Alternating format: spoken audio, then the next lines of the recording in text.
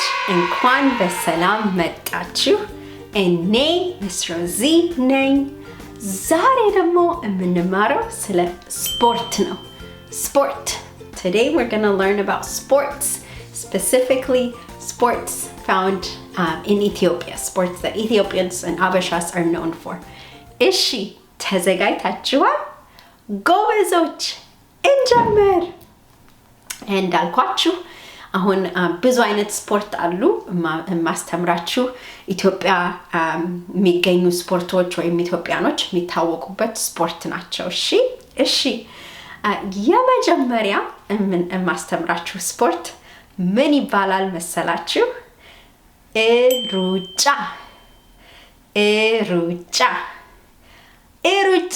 ማለት running ሩጫ ማለት running መሮጥ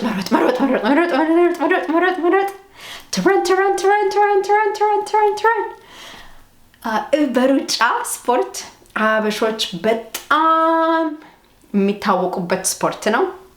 አበሾች በጣም ጎበዝ ናቸው። በሩጫ ተወዳድረው ከዓለሙ ጋር ተወዳድረው አንደኛ የሚወጡበት ስፖርት ነው። So running is a sport that Ethiopians are famous for. They are fast and they're good at it, and they compete around the world and with the world and often place first. So it's a sport that Ethiopians love and that they're good at. Adel? Oh, rucha. ወይም running. እሺ ሁለተኛ ማስተምራችሁ ደግሞ ስፖርት ምን ይባላል መሰላችሁ? እግር ኳስ ማለት soccer. እግር ማለት leg. ኳስ ማለት ደግሞ ball. እና ማለት it's a sport that you play with your legs using a ball, right? Or soccer ወይም እግር ኳስ።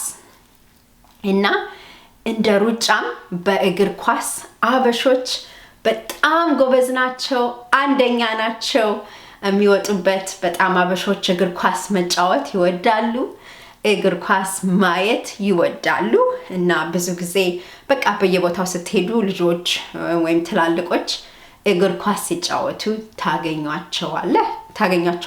ታገኟቸዋላችሁ። So like running, soccer is a sport that Ethiopians and Habeshas are good at. They love it, and you see both young and old playing all over, and so it's a sport that they love to both watch and they love to play. So soccer ወይም እግር ኳስ። እሺ እንቀጥል። ሶስተኛ ማስተምራችሁ ደግሞ ስፖርት ምን ይባላል መሰላችሁ? ቮሊቦል ማለት ደግሞ ቮሊቦል በአማርኛም በእንግሊዘኛም አንድ አይነት ነው። ቮሊቦል በአማርኛ፣ ቮሊቦል በእንግሊዘኛ።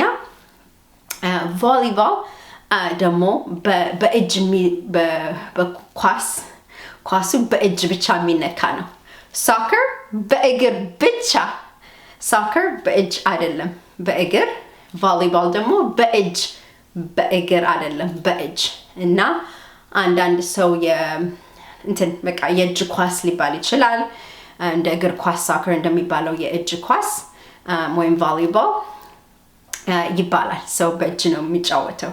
So soccer, you touch it only with your legs, with your feet, and volleyball on the opposite hand, you touch it only with your hands. You don't use your legs or your feet to kick the volleyball. Instead, you use your hands. And so sometimes it could be called, handball.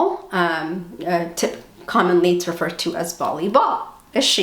So volleyballም አበሾች በጣም ይወዱታል። ብዙ ጊዜ ውጭ ሲጫወቱ ታያላችሁ። So this is another sport that Habeshas love, and you'll often see, kids and, just anyone really playing outdoors playing volleyball. Okay, እንቀጥል። ሌላ ደግሞ የማስተምራችሁ ስፖርት ምን ይባላል መሰላችሁ?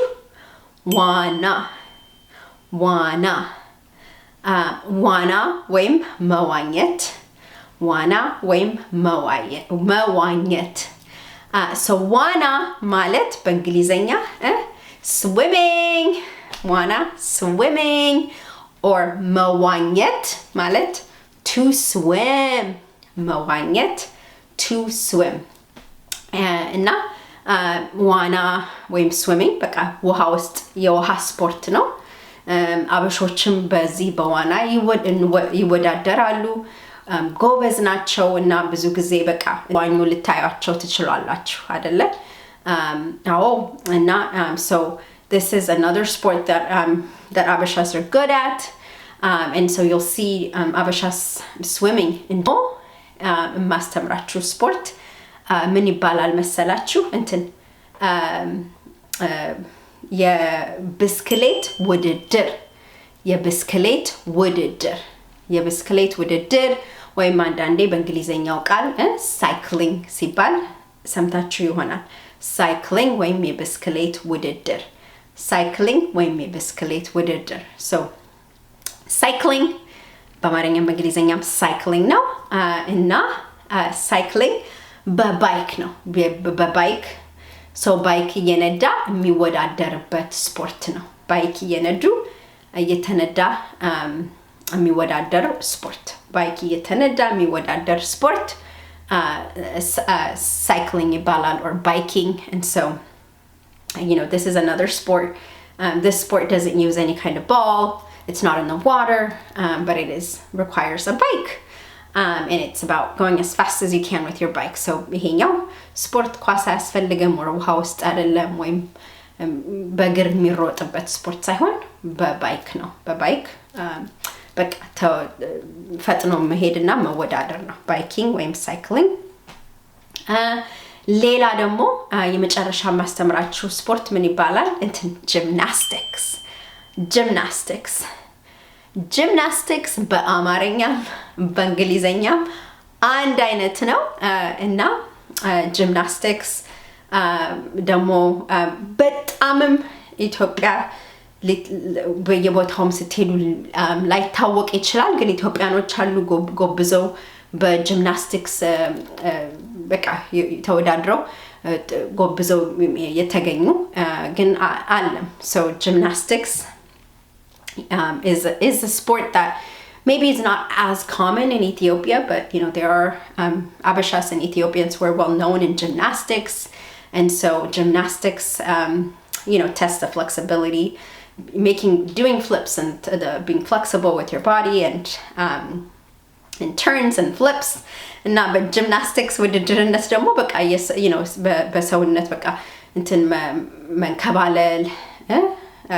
መንከባለል ሳይሆን እንትን መገለባበጥ፣ በቃ የሰውነት flexibility ቴስት የሚያደርግ ስፖርት ነው እሱ። እና በቃ አሁን አንዳንድ ስፖርት አስተማርኳችሁ ካስታወሳችሁ።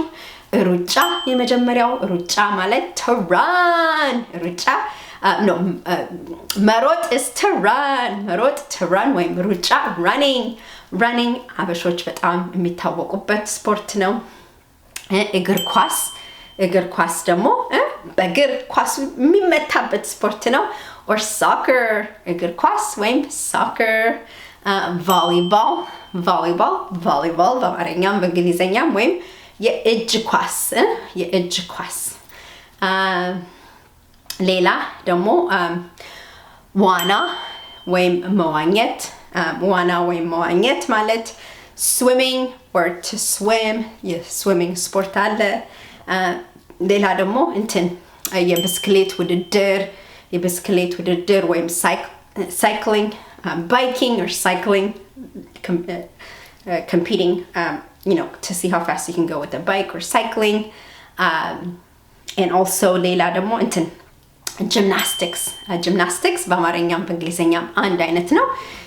እና እነዚህ አንዳንድ ኢትዮጵያ የሚገኙ ኢትዮጵያኖች የሚታወቁበት ስፖርት ናቸው። ለዚህ ስፖርት ናቸው እና እናንተ ይሄንን ጊዜ እኔ ጋር ስላሳለፋችሁ በጣም ደስ ብሎኛል። ሌላ ጊዜ ደግሞ ተገናኝተን ሌላ ነገር እንማራለን። እሺ በቃ ቻው ቻው፣ ደህና ዋሉ። ቻው ቻው።